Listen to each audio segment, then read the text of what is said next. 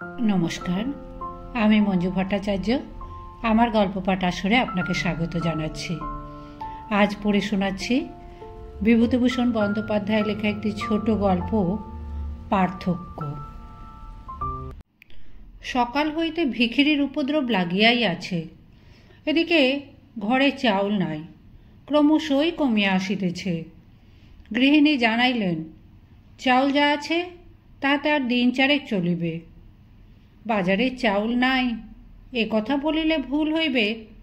আছে, চোরা বাজারে ৩৭ টাকা মণ। গৃহিণীকে শুনাইয়া বলি, ভাতের ফ্যানে যা কিছু সার অংশ থাকে, ফ্যান যে ফেলে দেওয়া হয়, ওতে সত্যিই আমাদের বড্ড যা কিছু পুষ্টিকর ওর সঙ্গে বেরিয়ে যায়। সাহেবরা ফ্যান ফেলে না, জাপানিরাও ফেলে না। আমার ইঙ্গিত বাড়ির কেহই বুঝিল না। ঝরঝরে ভাতই খাইতে লাগিলাম। শুনিলাম আর 2 দিন চলিবে চাউলে। তার উপরে ভিখিরি, সকাল হইতে শোনো, মা 2টি চাল দেন, মা একটু ফ্যান দেন। মনে সহানুভূতি জাগায় না, রাগ ধরে। ঘরে নাই চাউল, কেবল ভিক্ষা দাও ভিক্ষা দাও সকাল হইতে। হিসাব করা চাউল আজকাল। এদিকে বাজারে ও দ্রব্য প্রায় অমের। ৩৭ টাকা দরে চাউল কিনিয়া কতদিন চালাইব? কায়ক্লেশে যদি বা চলে। ভিখিরির উপদ্রবে আর তো পারি না, অথচ ভিক্ষা মিলিবে না বলিতে পারি না। সংস্কারে বাধে। বাল্যে পল্লীগ্রামের বাড়িতে থাকিতে দেখিতাম, মুষ্টি ভিক্ষা হইতে ফকির বৈষ্ণবকে কেহ কখনো বঞ্চিত করিত না। সেই হইতে কেমন একটা সংস্কার দাঁড়াইয়া গিয়াছে। ভিক্ষা না দিয়া পারি না, কিন্তু আসিলে বিরক্ত হই, না আসিলেই যেন ভালো। সকালে ছোট ঘরে বসিয়া লিখিতেছি, চাকর বাজার হইতে বাড়ি ঢুকিল, হাতে মাঝারি গোছের একটি পুঁটুলি। বাড়ির ভেতর হইতে মেয়েরা কি চাল আনতে পাঠিয়েছিল? ভাঁড়ার খালি? বলিলাম, ওতে কি রে? রাজেন চাকরটি জিনিসটা লুকাইয়া লইয়া যাইতে চাহিয়াছিল। ভাবে বুঝিলাম। ধরা পড়িয়া একটু অপ্রতিভ হইল। মাথা চুলকাইতে চুলকাইতে বলিল, চা লাগে? ও কত? 2 সের করে চা লাগে জহুরির দোকানে, কন্ট্রোল। ও, কন্ট্রোলের দোকান তাহলে এখানেও হলো? কত দিচ্ছে? 2 টাকার বেশি দেবে না আগে। এটা বাংলা নয়, বিহার, তবুও এখানে কন্ট্রোল খুলিল। 2 টাকার বেশি চাউল কাহাকেও দেওয়া হইবে না। এসব কি? একজন ভিখিরি আসিয়া হাঁকিল, ভিক্ষে দেন মা, 4টে ভিক্ষে। রাজেন বলিল, ভিক্ষে হবে না, যাও, চাল নেই। লিখিতে লিখিতে বললাম, দে 1 মুঠো দে। সঙ্গে সঙ্গে আসিল আর একজন, তাহাকেও ভিক্ষা দেওয়া হইল।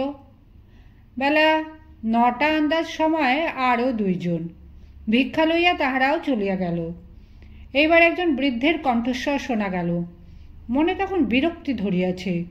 রাজনকে বলিলাম, ভিক্ষা না দেয়, কিন্তু তবুও লোকটা কেন দেরি করিতে লাগলো, কেন তবুও যায় না, বারবার একঘেয়ে চিৎকার করিতে লাগিল। বড় রাগ হইল। বাহির হইয়া বলিলাম, ভিক্ষা হবে না, চলে যাও। আবার কি? লোকটি বৃদ্ধ, পরনে 1 টুকরা মলিন ন্যাকড়া, হাতে একটা তোবড়ানোর টিনের মগ।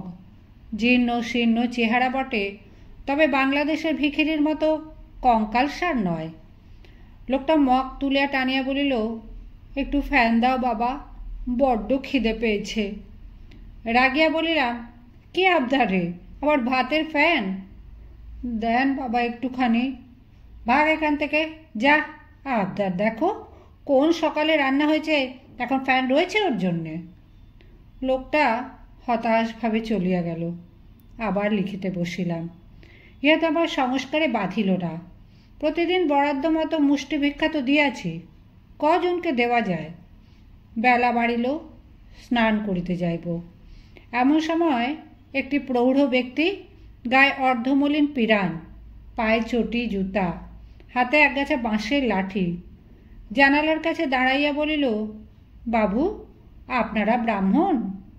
মুখ তুলিয়া তারের বেড়ার ওপারে চাহিয়া বলিলাম, কেন, কি চাই? লোকটা হাত তুলিয়া নমস্কার করিয়া বলিল, ব্রাহ্মণেভ্য নমঃ। প্রতি নমস্কার করিয়া বলিলাম, কোত্থেকে আসা হচ্ছে?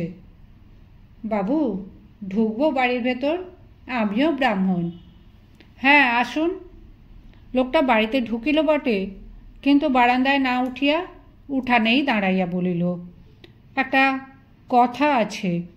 অনেক খুঁজেছি, ব্রাহ্মণ বাড়ি পাইনি। আমার বাড়ি নদে শান্তিপুর, মুসাবনীতে। আমার এক আত্মীয় কাজ করে, সেখানেই যাচ্ছি। সঙ্গে একটি ছোট ছেলে আছে, ওই আতাতলায় বসিয়ে রেখে এসেছি। একটু খাবার জল যদি আমাদের দেন। হ্যাঁ হ্যাঁ, তার আর বেশি কথা কি, বিলক্ষণ। ডেকে আনুন, ডেকে আনুন। ছেলেটিও আসিল।